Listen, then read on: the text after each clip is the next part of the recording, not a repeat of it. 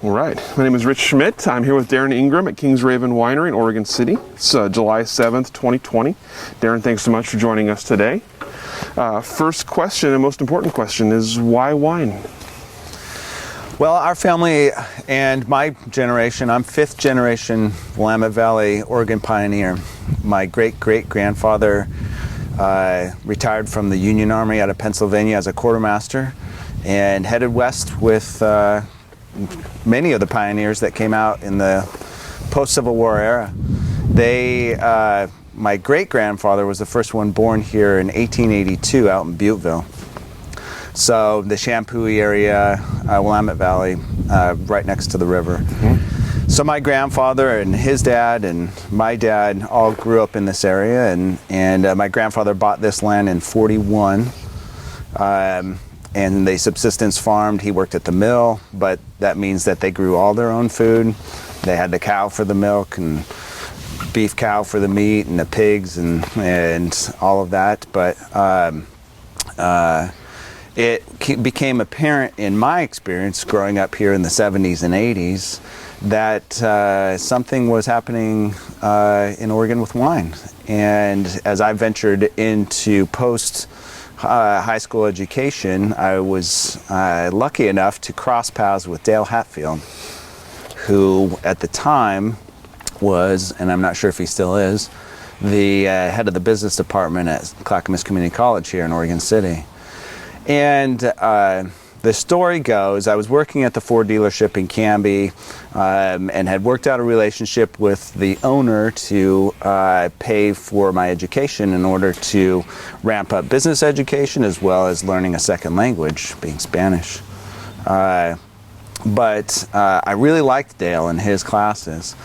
So in the fall I signed up for 3 of his classes, and he was late or missing all of the classes, and I had already had a bad experience with Clackamas Community College and with a different instructor. So I cornered him one day and said, "Hey, you want us to show up and do our work? I expect you to be there too." And he's like, "Well, I have this little vineyard out in Sherwood and it's harvest time." And light bulb, it kind of all seemed to solidify. There was a piece of music that I think helped influence me, but mainly, it was starting to show up in all the papers in the late 80s and 90s for sure that Oregon wine was something to compare with the rest of the world's products. So I approached my parents with the idea that we maybe should dip our toe in the growing grapes market, and that's where we started. So you mentioned a little bit about some of the things you had done before wine. Tell us a little bit about the kind of the pre-wine career path you were on. Well, we bootstrapped this whole thing, and that's part of how the pioneers did it, as well as we've grown up learning the ways of reduce, reuse, and recycle is not a new concept. So some of the things I was doing was I worked at the Ford dealership in Canby, and I was interested in video production as a child, and then my buddies and we all raced motorcycles, so we made motorcycle movies. Well, I had an opportunity to take a job as a video editor, and I left the Ford dealership to take this job. It lasted 9 months. We call it Valentine's Day Massacre because they laid us off literally on Valentine's Day. But it was a good experience and led to a freelance career of video production around the world, covering high-end luxury sports, Ferraris, a lot of sailing for Rolex, and then I ended up specializing in aerial photography. So hanging out of helicopters and all that kind of stuff, the introduction of drones and working with drones. A sad day, don't get to fly anymore. But you can get more gigs. And so did that in parallel, in tandem, while we started planting. Most operations will go get a big chunk of money and plant everything and build your structures and everything.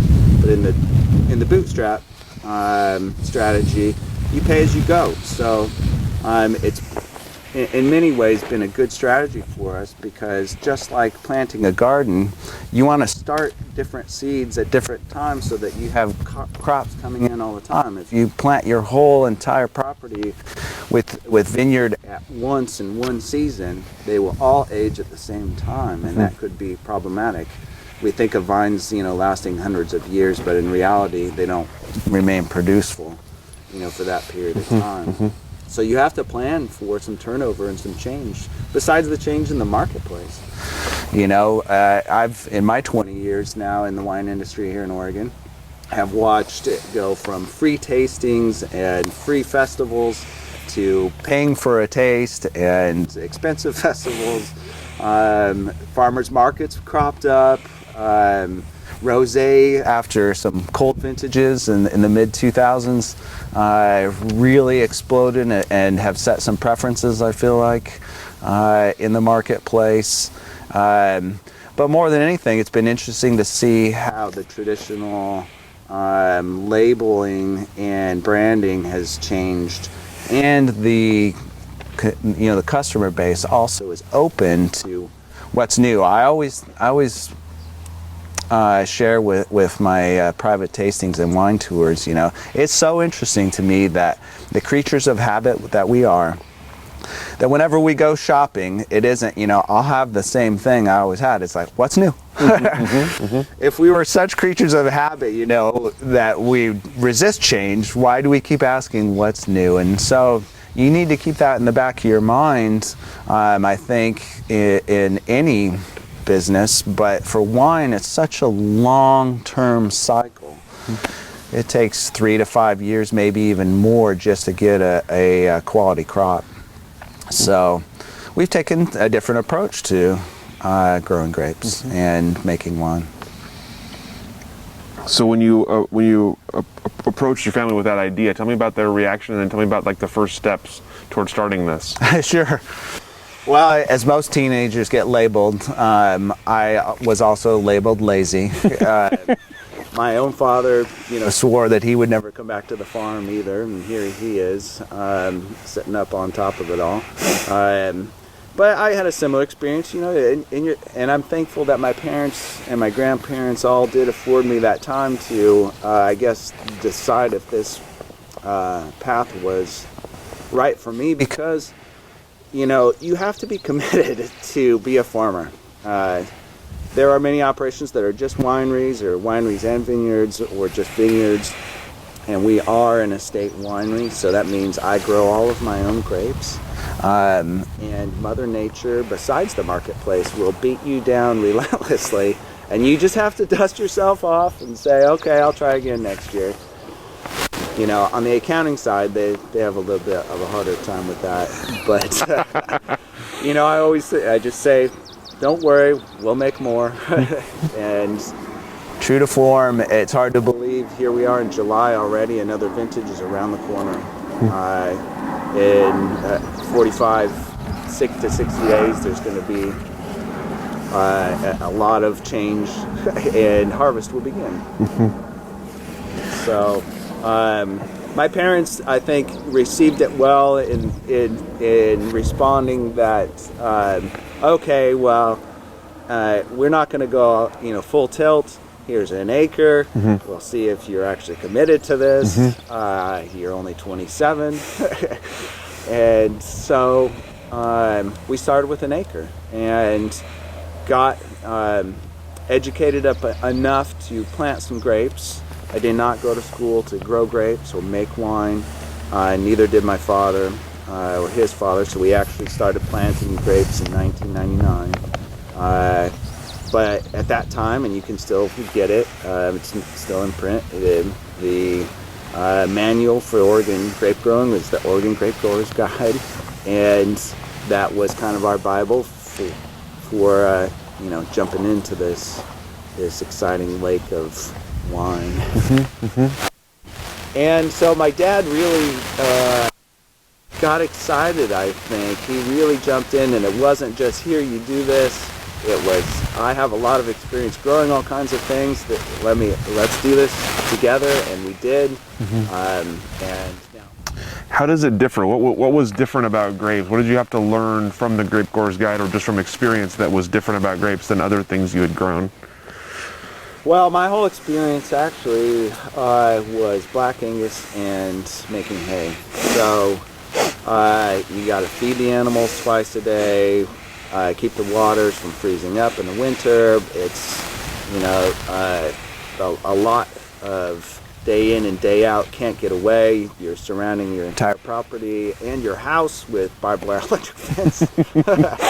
And, so that's a different experience, but it has its own rhythm and is a great way to manage property, honestly. Provided for the family and an extended family with the beef that we were producing. And Oregon is, it's meant for growing grass. The organic dairy across the street from us has switched from raising corn and clover and alfalfa to 100% grass. And you talk to a lot of the old guys, it's like, why beat your head against a wall growing these things that don't grow here? Grass, is the way to go. So the biggest difference really is in working with European varietals versus the hybrid and heirloom grapes here in the Willamette Valley. Obviously, the what we consider the most recent pioneers of the Oregon wine industry that came up in the 60s to, plant Pinot Noir, proved that it can be done, but it's still not a natural process. It can be an organic process where you fight the fungus, which attacks the grapes, and then the grape leaves and the grape bunches. But that's where we've chosen a little bit different strategy in grape selection and working with some heirloom varieties, some hybrids that dive deep into that story of phylloxera and, again, post-Civil War era. So tell me about that. Tell me about deciding once you had an acre, you proved that it could be done. You proved that it was something you're interested in. Tell me about the expansion and the choice of what you wanted to plant and where you wanted to plant it. Sure. Well, my mom was working at Westland High School, and one of her coworkers was a Swedish gal. And so, as moms do, oh, my son is, interested in growing grapes, and we're thinking about getting into the wine industry. And she relates that she has a friend and colleague, a Swede, who lives out in Beaver Creek, so about 5 miles from here. And he had a little grape co-op, so meaning that kind of old world or European culture, people from the community come and help tend the vineyard, pick the grapes, make the wine, and everybody gets a cut. Well, she told us about him, and we had already begun planting the Pinot Noir and had hired a consultant to say, hey, this is what we have, what should we do? And he's basically, like, well, how long do you want to talk? It's $75 an hour. So a little bit for our time with him, but it really was fortuitous to end up meeting Lars. And so his name is Lars Nordstrom, and interesting story. By day, wrote children's books, and by the rest of his time was trying to develop this wholly organic vineyard. And in that paradigm, you need to work with grapes that are not only cold hardy for our climate zone, but ones that are resistant to the funguses that we fight, powdery mildew and botrytis. So he had already done 20 to 30 years of working with different cultivars and hybrids and heirloom hybrids that it gave him a lot of insight into which ones were great ones to choose. So we were able to select different wines that he had made, and from my limited education in tasting wine with girlfriends and at parties and dinners, I said, I think we could sell this. And so we chose many of those heirloom varieties that he was working with, and so today we grow, let's see, 1, 2, 3, 4, 4 different hybrid grape varieties, and one of them, in fact, I'm pretty sure it's the 2019 festival that Astoria Seafood and Wine Festival, our Marshall Foch won Best in Show. And that really is an incredible story. We talked a little bit about how branding has changed in the wine industry, but so you can have wines that are named Fat Bastard and all this kind of stuff. It's brand names instead of grape names and that kind of thing. And these heirloom varieties had often been varietals. And so for a hybrid to win a major West Coast wine festival, I really felt blessed. Excellent. So you talked about Marechal Foch. Tell me what else, the other kind of strange hybrid varieties are growing here that are a little unique. Sure. Probably at the top of the list, my personal favorite is a very mysterious grape called Leon Millot, or Millo, Leon, 2 words, Millot. Many of these hybrids were, and heirloom versions of the hybrids, they're still creating hybrids today. But many of them were created after a phylloxera outbreak in Europe in the post-Civil War era and before the turn of the century, where for 15-20 years they really struggled with how to identify and deal with this bug and problem. And it ended up being 2 different camps. In the north, they worked on the traditional old world way of, we call it GMO today, but it's still part of evolution, is selecting the best of different breeds. So in this case, it was North American, European varieties that make great wine, but weren't resistant. So Leon Millot is my favorite, a very fantastic, velvety, smooth, berry-licious, medium body red. And I'll point out too at this point that that's one of the things that have changed in the valley too. We're definitely known for Pinot Noir and Chardonnay here in the Willamette Valley and Pinot Gris, but many of the wineries now carry big and medium body reds, and those don't grow here. It's a cold climate and a wet climate where you need a drier or warmer climate for those grapes, but these hybrids allow you to produce bigger reds right here in the valley. So next up, we have another red, another interesting story. A nurseryman called Siebel created over 10,000 crosses from 4 parents, supposedly, and I think my recollection is correct there, but out of those 10,000 tests, imagine this in the late 1800s, not only creating a new cultivar, planting it, growing it, making wine from it, and then grading the wine from it 10,000 times. His all-time favorite from all of those 10,000s was a grape called Chelois, Chelois. And so we grow Chelois here as well. Probably my second favorite, but Marechal Foch is quite well known in the valley. It has different connotations in different regions of the country because kind of like the movie French Kiss, where grapevines were being smuggled from one region to another. The opposite actually happened in the Prohibition era. The U.S. says no more alcohol production, but we know everybody, is from European descent. It's part of daily life. So each family is allowed to make up to 2 barrels per wine for their own family consumption. And so the seed catalogs and nursery catalogs exploded with sending grape cuttings all over the country. So there was a guy smuggling grapevines out of France and Germany and Italy and taking them to New York and then selling them across the country. And so for quite some time, and I think this is where some of that, those are those are lesser wines.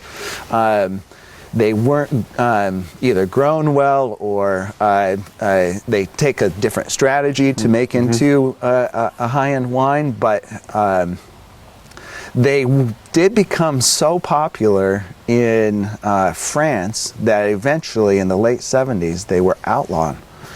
And it's referred to as the wine lake. And a new renaissance was created with the old world varieties, because these heirloom hybrids made it so easy to grow good wine.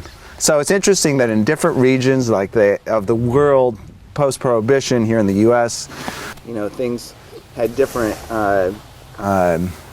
experiences for people, but Maréchal Foch definitely has a big following here in the Willamette Valley, and I would venture the whole Pacific Northwest. It's fairly widely known. So once people get over that of, oh, I've never heard of this grape, oh well, there's thousands of grapes that you should try. So that's the 3 reds that we grow. They are all a wonderful color. They have a red pulp and red juice, and take about half of the labor and effort in the vineyard. You can see actually behind us here, we grow most of them in a single high wire, so there's 0 hedging. Pruning's quite a bit easier as well, and the picking is right in front of your face. It's not set up for machine picking, but we definitely still on the winemaking side like the stems and the other parts that give some character to the wine. So I was going to say at the end of that, so those are the 3 reds that we grow, but we do 1 white hybrid also. It's actually a German hybrid called Phoenix. And as far as we know, we're one of only 2 wineries in the whole U.S. that are working with it commercially. But it's a very interesting grape as well. So tell me about learning those grapes and learning the how they're different from perhaps what we're more familiar with here, and then about the marketing part and selling it. You mentioned that people having to kind of get over the fact they've never heard of it or maybe can't pronounce it. So tell me about educating consumers about those kind of grapes. In the early years, wine education was part of what you had to do even for the top 10 European varietals. New people at festivals or farmers markets, may have experienced wine only in a special occasion kind of setting. And that renaissance of wine and alcohol being a part of daily life has definitely blossomed in the last 10 years here in the Pacific Northwest, and I would say maybe even worldwide. So that's a big change on how people approach it, and then again so then people get hooked and are, well, what's new, what else can I try? And so the education has become a little bit easier, but it is fun to share a new story that nobody's ever heard, even though these stories are somewhat related to distant events over 100 years ago. And so, it's been an interesting path learning how to work with the grapes, but I had a great resource in Lars Nordstrom, who had already done 20 or 30 years. The Grape Grower's Guide also, talks about all the different trellis systems, but at the end of the day, from my other pursuits, in design and video production, you always learn that less is more. And farming is the same way too. So while we don't belong to live, I totally buy into the low input viticulture. It makes economic sense, but also your quality is likely to go up because you're not spending so much time beating your head against the wall trying to make the square peg go in the round hole. So pleasantly and surprisingly, they're super easy to grow. So that's been great. There is no silver bullet though. And in my experience, in relationships and watching everybody chasing those silver bullets and free money and this and that, we spend usually 10 times the amount of the effort in chasing those, what we perceive to be some type of relief to our effort, and instead of just sitting down and doing the work that it takes in a less is more, low input kind of strategy, and it really kind of is that, tortoise and hare story. It slow and steady wins the battle, not necessarily fast and hard. So in that there's no silver bullet, the Phoenix, with each grape you learn how to work with it. So for instance, the Phoenix has a thin skin, and which makes a very nice white dry peach kind of flavor profile in the wine, and so that's really refreshing and nice. However, because of the thin skin, as soon as it gets to a certain level of bricks at ripeness, in late August or early September, the yellow jackets and wasps can break the skin and get into it, and they start devouring it. So it depends on the pressure from those pests each year about how ripe I can wait and what my threshold is for letting the bees attack it. But in the case of the Phoenix, I don't really have to measure a whole lot of stuff, because I know when the bees, because I did it for many years, when the bees start eating it, it's hit 18. It's 17, 18 degrees bricks, and that's, they won't eat it any less sweet.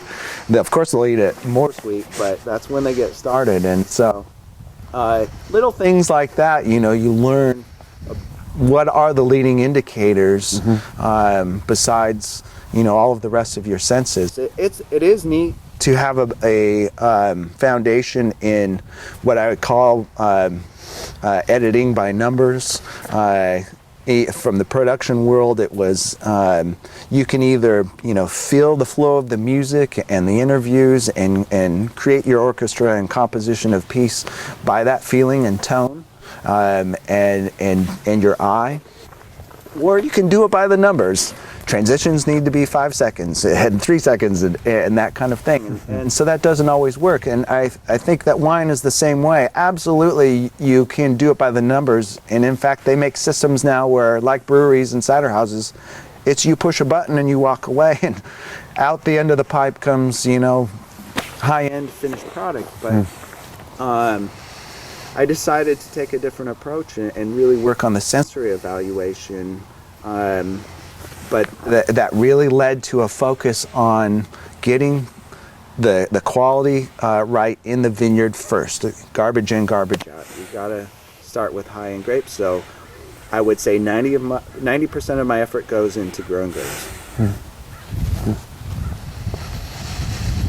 We'll get back to that in a second, but I'm curious, as you were getting started, was there anything memorable about your first vintage, or anything about learning to make wine that was surprising to you? Sure. As a product of the 70s and 80s, I had my share of being exposed to the I Love Lucy show and all kinds of stuff like that. But I'm sure many people will recognize and relate to one particular episode where they're stomping grapes. There's another chocolate factory one that kind of is relatable, where Lucy gets herself into a lot of trouble as usual.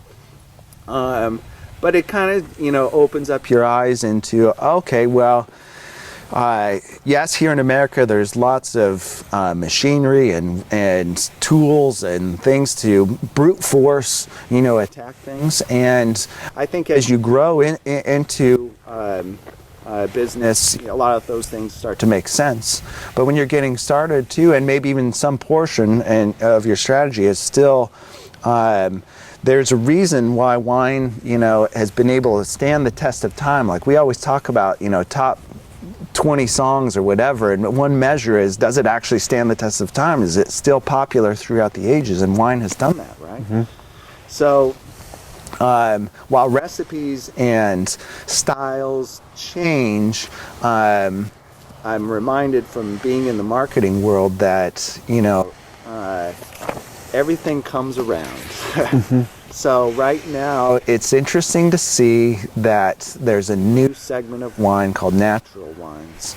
It doesn't have a lot of regulation. You're allowed to use, I don't know whether that's the appropriate word, being allowed to, because people just do. There's no regulation, but you can use sulfites in the wine. But the idea is really mainly to not use chemical inputs as little as possible in the vineyard, but definitely in the winery, trying not to use any commercial additives. And so we've been making our wine that way since 2012. In fact, we stomped the grapes. All the reds are stomped. The whites are whole cluster pressed, and the reds are fermented with all the skins, all the stems. We do a classic barrel aging of a minimum of 2 years, but it's often up to 3 years. And we use ambient temperatures and the cycles of the seasons in order to age the wine versus, again, I push a button, it chills it down.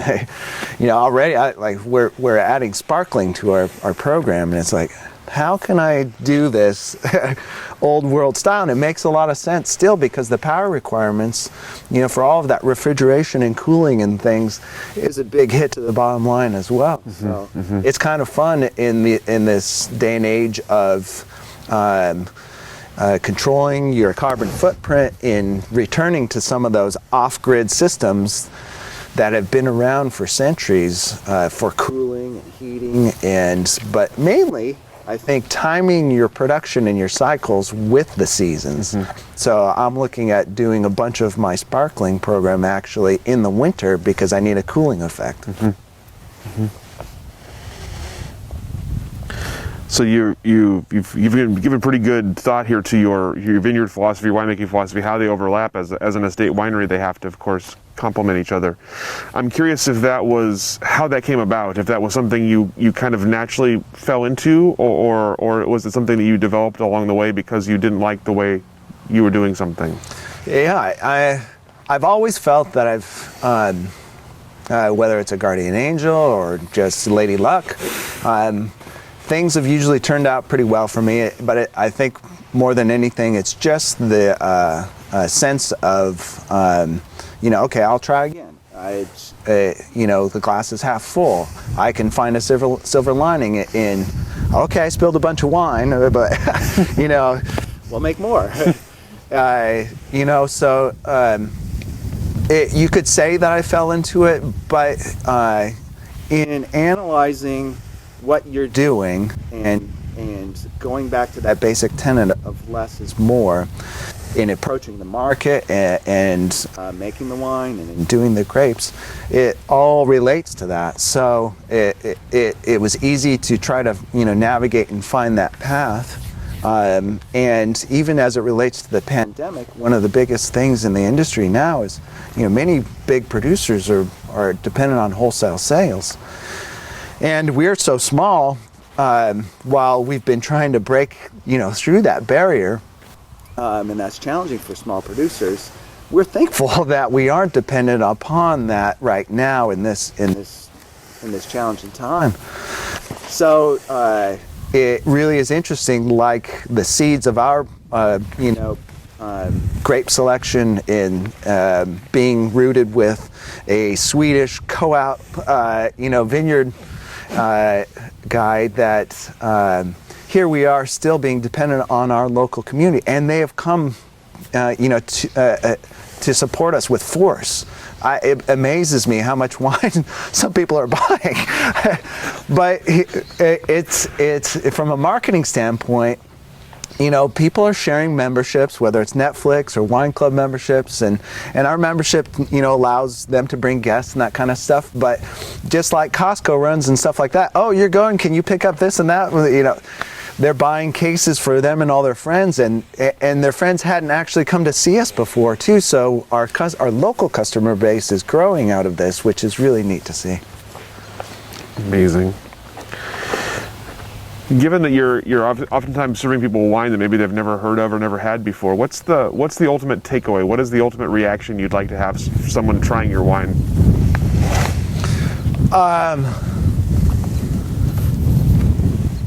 I pause because wine is so subjective, and I think I've discovered that not just for wine, for many things, because of that subjectiveness, people like all different grades and styles of beverages and food. There was a beer put out called Swill, and people bought it. It was so popular, they made it again, kind of thing. So it's hard to qualify that question with, a specific answer, because people have such a broad range of what they like. So I'm happy to approach it with, I grow, I think a broad enough product line of grapes that they can find something they like in ours. But from a business standpoint, and again, at the marketing standpoint, you could consider the Willamette Valley in the Pacific Northwest, Eden, is just one of those magic places on Earth that is, it's just super easy to grow things and high quality things. So the choice is bountiful, It really does come down to the experience. And so you really have to work hard on differentiating what that experience is going to be. And so I think that the answer to that really is that we found different grapes that people, can explore and enjoy. But on the style side, old world wines and winemaking styles, over time, I think, through natural process, but then through preference too, and a recognition of the effects of alcohol, there's a happy balance and medium. And, so you hear the French classically talk about balance all the time in these abstract ways that encompass, the land, the climate, and the wine, and the winemaker, and all that kind of thing. So finding the balance, I think, is great because it's a more enjoyable experience. I think all too often in many parts of industry now worldwide, it's a race to the most.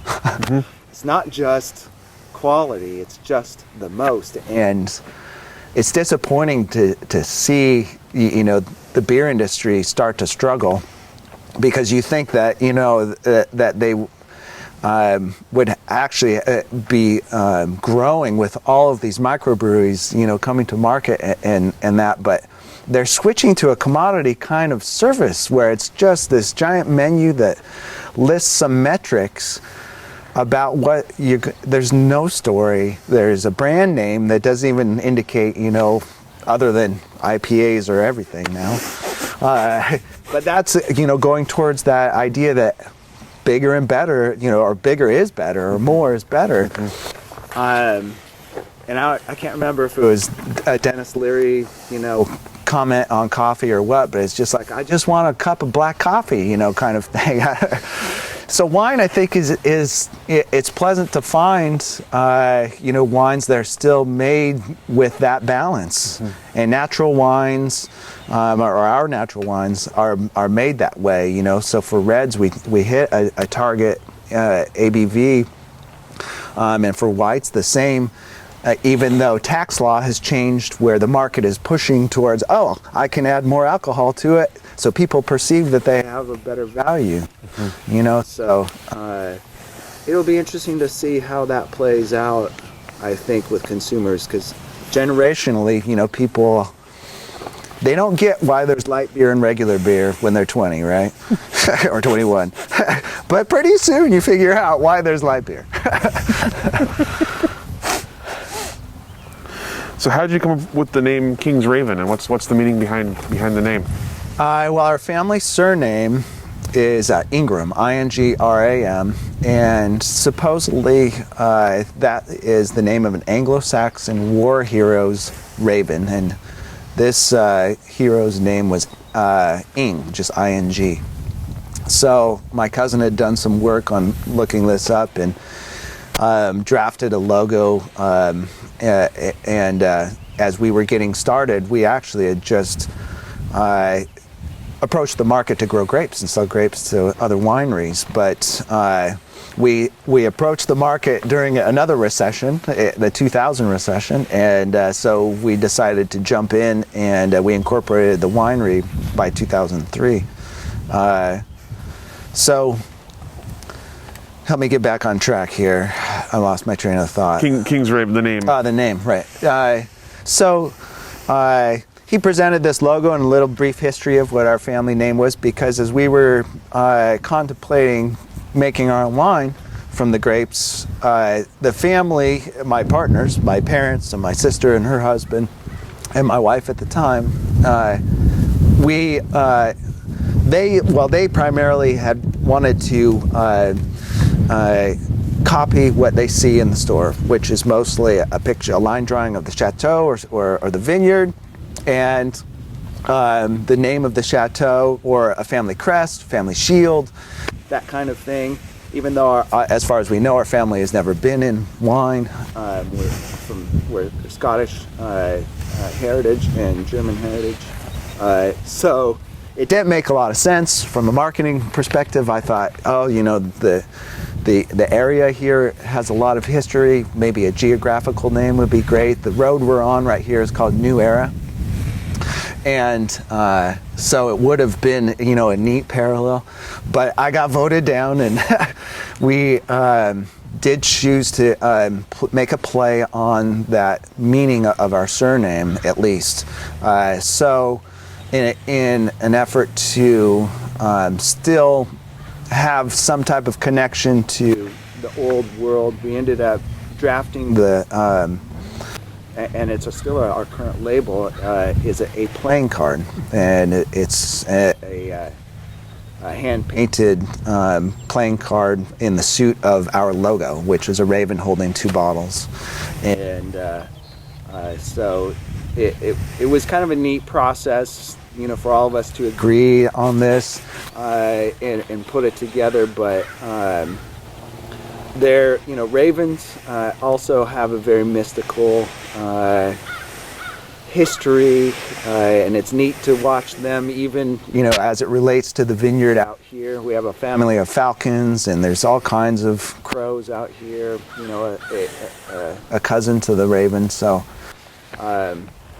we simply chose to go with that.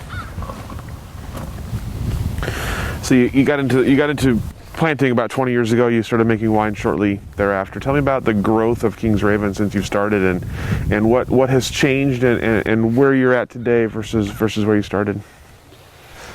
Well, 20 years ago, everybody at that time thought the world was ending with the computer problem of the year 2000. Oh man, that was so long ago. Yeah. So it was really, we have nothing to lose. The world's going to end. Let's jump into, grapes. And started volunteering with some other wineries and participating with the Oregon Wine Growers Association. I actually volunteered and did the OWA website for 2 or 3 years in the early 2000s, and their newsletter. So I got a very early backdoor introduction to what was happening in the wine industry 20 years ago, but now it's completely different. And there are a lot of players coming to town, and we are seeing that generational turnover, where a lot of the people that started in the 60s, 70s, and 80s are aging out and either selling, or second and third generations are taking over, and that's interesting and neat to see.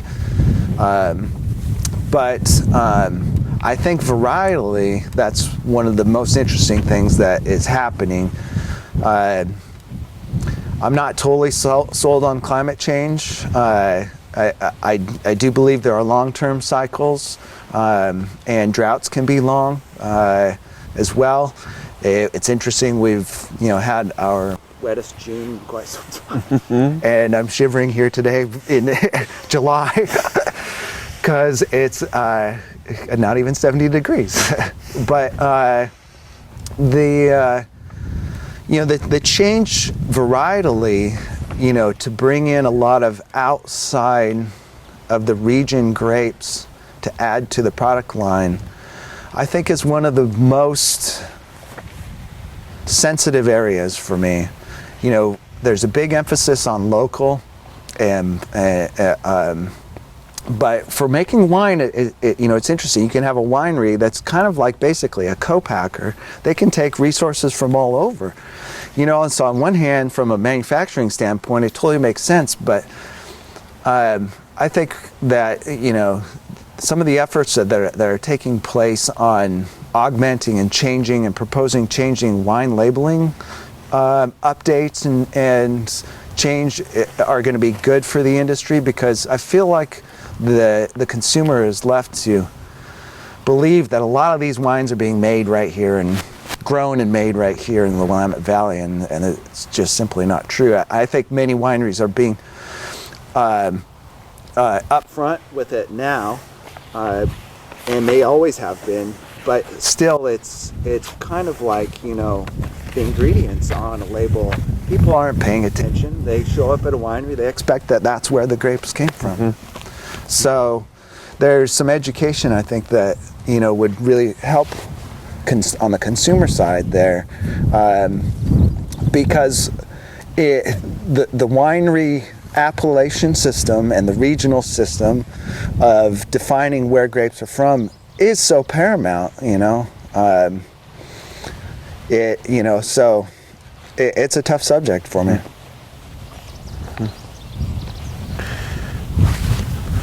What about for you personally? I think growth of you and your brand. How have you evolved? Our evolution has been fun and exciting. Traveling the world, doing video production, and coming back to the vineyard, and tending the grapes and making it as, you know, kind of a hobby farm, was definitely a challenge. But I've been on site working here full time now. This is my third season. And so the evolution has gone from, you know, the laundry list of someday we should do these things, like including having a sign at the end of the driveway.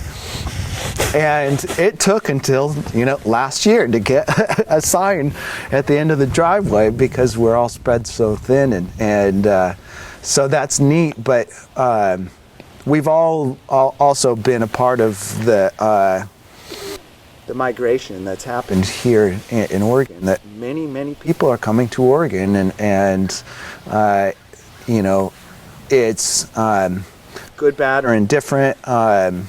You know, I think the world will continue to evolve and change. So, you know, on one hand, it's great. On another hand, it you know, it's challenging. And so it's interesting to see some of those things pop out. But the bottom line is, I think people really do want to be connected to where their food sources come from. Mm-hmm. And this is such a great way to get out and just dip your toe in it, because, you know, many farms you can't have access to. For, you know, lots of very good, valid reasons, and wineries can be the same way. There's hazards here, so I like the agritourism part of it, and I know where I'm going with this is from the music industry. I read one time they say that it takes 15 years to become an overnight success and, you know, become a pop star. You know, you got to do your time in the bars and the county fairs and all that kind of stuff. And for wine, it seems like it's maybe 15 or 20 years too. You know, it's not like the traditional business model. If you're not making money by year 3, you should cut the cord and get out. For wine, you've really got to look, I think, at that 15, 20-year mark to see, okay, is this worthwhile to do? Mm-hmm. We're making some money. We enjoy doing it, and so that's been, I guess, the most rewarding thing. After putting that 15-year commitment into it, our customer base really showed up in force and said, "Hey, yeah, keep making wine." Mm-hmm. And we were poised for this to be our best year ever, and so. We're happy that we're still being, you know, there's a lot of tremendous support out there. So I think that there's lots of great things to come, and I tell people all the time, even though we're winning awards and people are buying the wine, we're selling out of our wine, and we're very small but sell primarily direct to consumer, is that I feel like, my best vintage still isn't there. I'm going to keep improving and going for making the best wine I can, and I know that evolution will happen because through experience and maybe style changes, experimentation, innovation. Basically, if you're not innovating, you're going to become stale and outdated, and so you gotta stay relevant. So you mentioned the pandemic earlier, and mentioned that you had hopes for this being your best year, and obviously been probably put on pause a little bit. But tell me about the effects of the pandemic on the business and maybe on your outlook for the future. Yeah, the pandemic is an interesting one. It'd be real easy to take a political path to talking about this.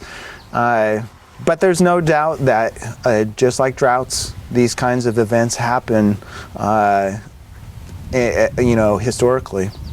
So, on one hand, it's easy to say, all right, we're doing the right thing. On the other hand, are we killing Johnny to save Jill? And so those are tough questions. Nobody wants to have to make those decisions. But in terms of the winery business, I don't think that we would be doing as well, and this is really going to be the tough ones, because social media is such a double-edged sword. While it's giving us a platform to be our own advertisers and really piggyback on that word-of-mouth advertising, it also is detrimental in many ways. And so it's like that, that there is no silver bullet. But here we are, in this position where we're open to limited capacity. We're in phase one of the pandemic where we're at, and that means we can have some limited interaction and business. But if we didn't have social media right now, we would be lost. Nobody would be hearing about us, because the other systems, print and radio and TV, are all struggling, with their systems too. And so it's going to be interesting to see what comes next out of this, because I think this also is going to have an impact on social media, and how there's going to be some outcomes for that, and hopefully it allows marketers like us to still have an avenue to people. It's hard to say what's going to happen, but I think that the main thing is, just like the weather and the changing styles or preferences in the marketplace, we just have to keep dusting ourselves off and say, all right, well, the finish line is 6 feet under for me. So it's not tomorrow, it's not next week, it's when I get to that point. And I think that's the hard part for a lot of people, is they think, oh, if I just get to this milestone, I'm done, I can relax. But life isn't that way. Farming isn't that way. Wine isn't that way. And to that end, we, besides being in a Oregon pioneer family's legacy, we've started a port program. And one of the reasons I started the port program is because it really does appeal to me that consider true ports that are managed for decades and hundreds of years. It takes generations of either family members or the winery to manage, and in our case right now we're only producing a single barrel of port a year, but where our initial release is going to be at 10 years old, and I make a barrel or two every year, and eventually we'll grow that program. But it is definitely an inspiring thought to think that, that program will, kind of like a time capsule, go through, this whole experience that the rest of us are going through. And like a piece of music, we'll, crack a bottle and say, remember 2020. I'll drink to that. Yeah, drink to it being in the rearview mirror sounds pretty right. nice. So as you look ahead for your own, you've talked a little bit about kind of uncertainty, but what do you hope to achieve here? What do you hope for the next, say, decade here at Kingsraven? What do you want to do? Is there a new varietal you want to try, a new project, a certain size you want to be? Sure. There are a couple of interesting things that we're approaching right now. The port program is one of them, but that's been in process for a while. But I've been watching the varietal mix for quite some time, and to be successful, one of the first tips successful people tell you is do something that you like. You've already got a leg up. So picking a varietal that you want to work with is half something you like, and then half, is it going to be marketable, or can I even grow it? That kind of thing. And so it's really interesting and appealing to me to see where we're at with the weather and the market penetration for Sauv Blanc. There are a few producers doing it here in the valley, and so we planted an acre last year, and it's going to be fun to see where that fits, because again, you have to look so far out into the future. And for the way we farm the grapes, it takes 5 years to get the first crop, because we do the single high wire trellis. It takes 4 or 5 years to get a good trunk up at that height. But the older you get, 5 years seems like a year. Each of those years seem like seasons, So it just goes by really fast. But you get it started, and once that rhythm is started, there's, a new crop each year. So hopefully that'll be a good bet, and we'll see what happens with Sauv Blanc. But I think that one of the undertold stories and how things will change for wine is absolutely going to be hybrids and unusual varietals, because like in the case of the current European varietals we work with today, like antibiotics for human beings and animals and things like that, they become ineffective from overuse. And so everything else evolves, but the grape is not evolving, because we're taking clones. This is exact DNA for decades, and it hasn't had a chance to evolve its DNA to combat whatever pests that it has to deal with. So hybrids are really going to be the answer when fungicides no longer work. In 2015 and 16, those two really hot years, a whole group of organic fungicides became ineffective, and the whole valley was affected. And now there's another group that they're saying only use once a year, and I don't know if it's at Linfield or OSU or where, but there's a study being commissioned to study some of these fungicides and why they're not being effective. But we know that it's just overuse, and the bugs will evolve. So new grapes have to come to market. So it's going to be interesting to see how the market reacts to that, because while small guys like us, are willing to take a risk, on bringing these new or old grapes to market, the big guys, it's just, I have a cash cow, and I need Pinot Noir, I need Cab, I need Chardonnay, So what happens when it becomes too economic, it becomes too expensive to grow those grapes, because there's nothing that will work, to spray them? That's a big question. and I'm sure technology will be a part of that. There's a guy that has invented a ozone water sprayer, so it's no chemical, and ozone is being used in many different UV light. There's all of these different things that are augmenting the use of chemical, but it really hasn't been that long since the 1940s. We got to the 50s and it was chemical. Look how we can save the farmer time and increase quality and all this. So it's going to be interesting to watch all that change.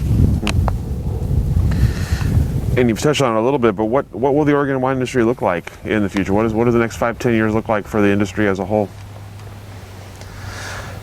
Yeah, tough question. I think there's going to be a rise and fall to agritourism in some ways.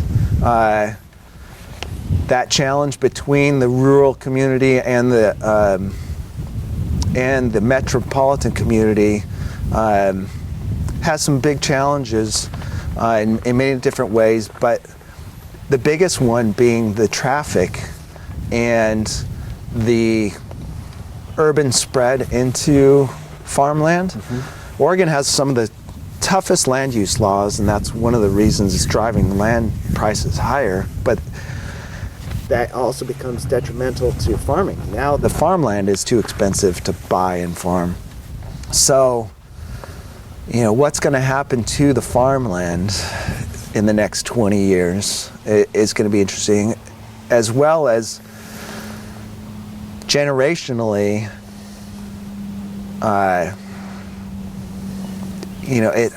in some ways it's easier than ever to farm with today's tractors and equipment and stuff like that, but still, while people I think enjoy the organic stuff and going to the pumpkin patch and whatnot, there still seems to be this idea that being, I guess, an outdoor laborer or working in the fields is just, I'm trying to search for the right words, but it's not a desirable position to have. Mm-hmm. Thankfully, there's some things happening that are, I think, through the minimum wage. It hurt a little bit in the beginning, but raising up the minimum wage is putting a little bit more emphasis on, everybody, deserves to, earn a fair wage. But just like paying our teachers a more than fair wage to, be the caretakers really and the shepherds of the next generation, don't we want that same emphasis on the people who take care of our food and grow our food? So so there are some things that are happening that are really interesting on that side, and I'm hopeful that because of that, more young people will be interested. But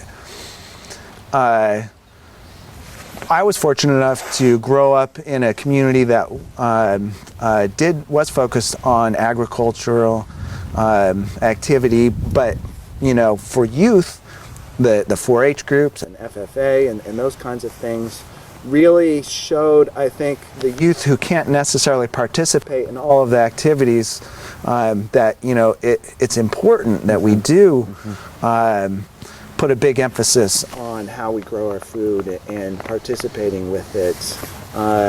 So I'm hopeful that there's some major changes on the labor side. I think on the market side, the tourism side is going to change because there's going to become a saturation point, and we just haven't gotten there. Like Sonoma County still has more wineries than all of Oregon. Mm-hmm. It's that kind of thing. I don't know that we've reached saturation yet. And then there'll be a pullback, and that's likely probably to happen in this next 15 to 20 years, reach that saturation point. Mm-hmm.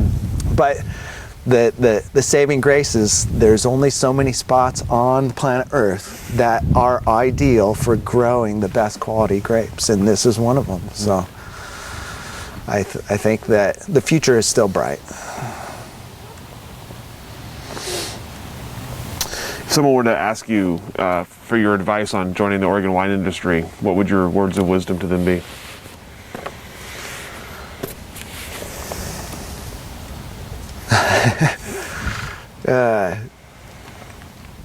I'm thinking of a joke that's commonly told, start with $2 million, that way you have $1 million left over. But my advice would be start small. My advice would be don't make more than you can sell. My advice would be it's okay to be small and, learn those hard knocks on a small scale versus a large scale, and then just giving it all back to the bank, because that's where things are at now. There are quite a few wineries, and some of them will transition to the next family, member or that next generation and in their family. But even those sometimes don't work out. Those kids don't want to work the farm. So I would say, my other piece of advice would be get involved in the community. Just volunteer your time and be a part of the community, and you'd be surprised how much you can learn from that, as well as give. It's that if you give a little, you get a little. Mm-hmm. So, but otherwise, pull up your pants, because it's hard work, and it takes a lot of commitment. So be prepared. All right, last question for you, and it's a little philosophical one for you, so just so you're prepared. Okay. What is wine's role in society? Oh, interesting. I would call it a moderator. Wine is a very interesting beverage, and in my study of the marketplace in this 20 years of working in wine, historically we've been watching from the 80s wine on a global sales trend of up and up and up and up, and just in the last couple of years it started to flatline, while we've been watching beer go down and down and down, and so now the beer guys are making hard seltzers, and hard seltzers with no sugar are all the rage, and this and that. And at the end of the day, wine is still that balance of being a little bit of a moderator for life. That the classic packaging and everything is perfect for the husband and wife and family setting. A bottle holds, depending on how big your glass is, 2 to 4 glasses. So perfect for a couple to have a bottle of wine with a meal, kind of thing. And so you finish that and you've had enough. Beer, you've never had enough. You keep drinking it. Hard alcohol, so the seltzer's included. For some reason, it's a little bit tricky. You think you haven't had enough because it's so fruity or easy drinking, that you overdrink too much. And so on both spectrums, you've lost the balance of even the experience. Where wine, it just seems to be a conversation, a great conversation starter. There's a lot of romance and mystery that are wrapped up into it. So I think that it's a moderator. Yeah. Like that. For life and relationships. All right, that's all the questions that I have for you. Is there anything I didn't ask today that I should have? Anything we didn't cover today that we should have covered? I don't think so. We could get into the deep parts of all the little marketing tidbits of why natural wine, this and that, but really I'm hopeful that this will be, like you said, used in a piece that helps tell the story of why we're happy to be a part of this story in Oregon. And if you want to know more, come and talk to us. We're here. That is a great way to end this interview. I appreciate that. Thank you so much for your time, Absolutely. for your hospitality, and sharing your stories, and we'll go ahead and let you off the hook. Fantastic.